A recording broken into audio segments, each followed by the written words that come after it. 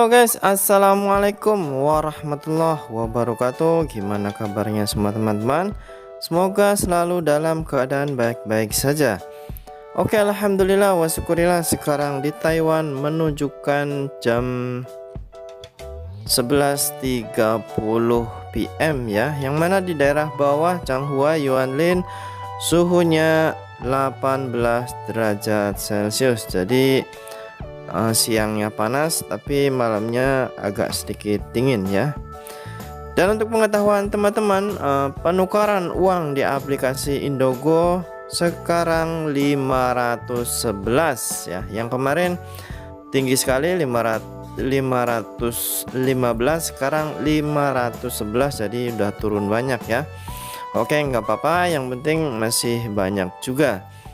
Oke, kali ini Suara TKI mempunyai sebuah berita yang sangat-sangat ditunggu ya, yaitu di sini dilansir dari Suara Buruh Migran atau Suara BMI.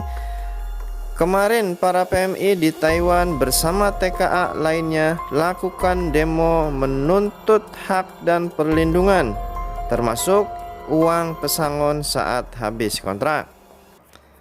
Oke teman-teman, seperti biasa yang belum tekan tombol merah atau subscribe atau berlangganan, silahkan tekan tombol merahnya dan aktifkan tanda loncengnya. Kenapa? Agar selalu tahu berita-berita terbaru di Suara TKI. Banyak pengetahuan, banyak pengalaman, dan tentunya akan bertambah wawasan. Jadi tekan tombol merahnya dan aktifkan tanda loncengnya. Sudah? Kita lanjut. Taiwan.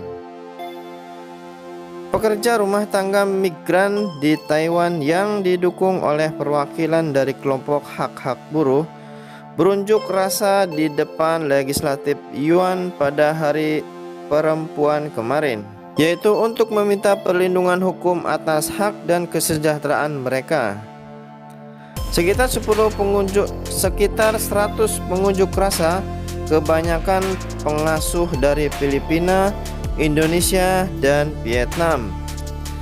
Mereka meneriakan slogan-slogan yang meminta dukungan untuk pekerja rumah tangga migran yang umumnya perempuan. Mereka juga memegang papan tulisan dengan seruan mereka yang ditulis dalam berbagai bahasa. Marisa Geris, seorang pekerja rumah tangga Filipina yang ditabrak sepeda motor pada Juli 2020, juga bergabung dalam aksi dengan kursi roda. Allah, kasihan banget ya. Yaitu Marisa Garcia, orang Filipina ya. Dia juga ikut demo ya. Menurut Garcia, dia sedang keluar membeli makanan untuk majikannya saat kecelakaan itu. Sejak saat itu, dia dipecat dari pekerjaannya dan harus menanggung biaya perawatan sendiri. Kejam juga itu majikannya. Untung baginya, beberapa kelompok hak buruh telah berada di sana dan memberikan perlindungan dan bantuan keuangan bagi ibu berusia 50 tahun ini.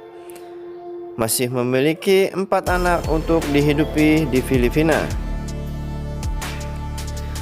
Begini ujarnya, pekerja rumah tangga migran tidak cukup dalam undang-undang standar tenaga kerja.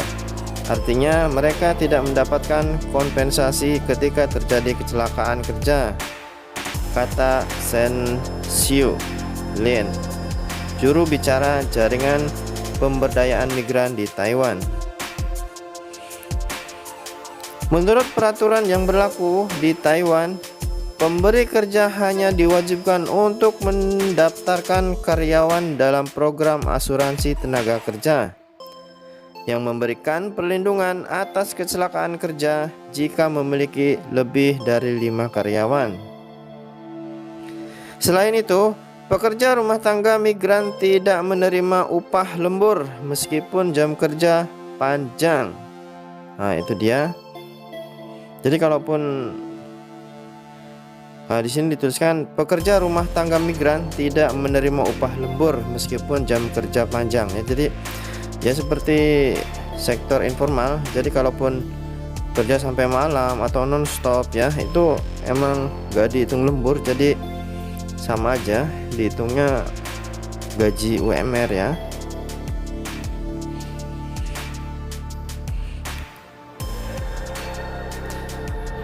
Yaitu pekerja rumah tangga migran tidak menerima upah lembur meskipun jam kerja panjang, dan mereka tidak mendapatkan uang pesangon ketika pekerjaan mereka dihentikan sebelum waktunya tanpa kesalahan di pihak mereka. Oh, berarti kalau untuk informal, kalaupun nanti sumpama deal ya, itu yang pesangon setelah habis kontrak. Kalau untuk sektor informal itu tidak ada ya. Berbeda dengan migran lainnya, sektor formal yang memang mendapatkan pesangon jika kontraknya diakhiri oleh majikan sebelum habis. Nah, jadi kalau formal yang memang mendapatkan pesangon jika kontraknya diakhiri oleh majikan sebelum habis. Jadi kalau sumpama kerja di pabrik ya, terus diberhentiin sama bosnya atau bosnya nggak suka, itu si bosnya harus memberikan pesangon, itu wajib ya. Menurut Chen, diperkirakan ada 230.000 perempuan Asia Tenggara yang saat ini bekerja di rumah tangga Taiwan dengan gaji bulanan 17.000 NT atau 8,6 juta. Jauh di bawah upah minimum Taiwan 24.000 per bulan.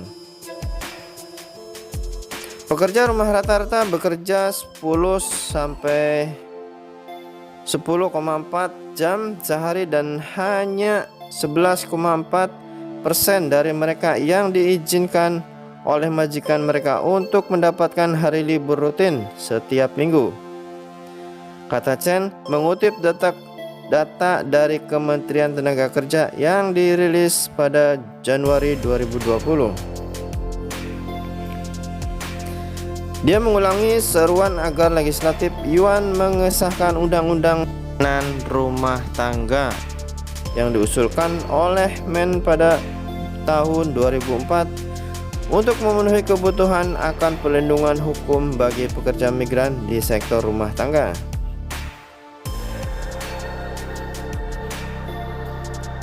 Menurut Men, RUU yang diusulkan menyerukan dimasukkannya wajib semua pekerja rumah tangga termasuk warga negara Taiwan dalam rencana asuransi sosial, menetapkan standar untuk kompensasi mereka untuk kecelakaan terkait pekerjaan, kamar dan tempat tinggal dan gaji, upah, dan dengan jelas menetapkan jam istirahat.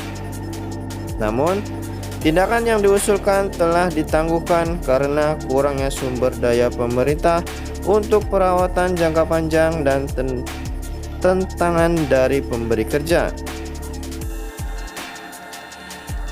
Sun Sin Huan, petugas komunikasi untuk Conference Watch, sebuah LSM berbasis di Taiwan yang berkomitmen untuk mempromosikan hak asasi manusia, mengatakan pekerja migran harus memiliki hak yang sama dengan warga negara Taiwan. Mengutip Konvenan Internasional tentang Hak Ekonomi, Sosial, dan Budaya, para pengunjuk rasa berharap RUU pelayaran rumah tangga yang diajukan bisa direview oleh DPR pada tahun ini.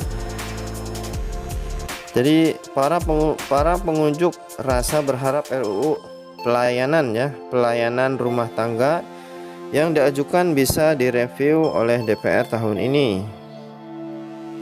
10 kelompok hak asasi manusia berpartisipasi dalam rapat umum tersebut, termasuk Serikat Pengurus Rumah Tangga, Pusat Pekerja Harapan, Yayasan Kebangkitan, dan Asosiasi Hak Asasi Manusia Taiwan.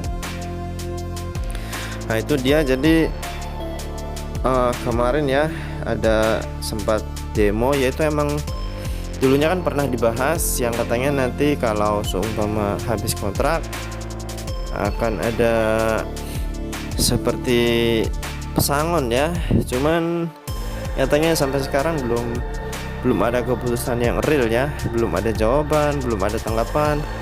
Makanya kemarin teman-teman kita semua pada demo ya, tapi itu pun nggak tahu hasilnya seperti apa. Ya semoga saja nanti ada jawaban titik terangnya ya, bisa disetujui, dan tentunya kita akan berterima kasih ya pada teman-teman yang telah berunjuk rasa, dan kita hanya bisa berdoa agar semuanya berjalan lancar dan dikabulkan ya.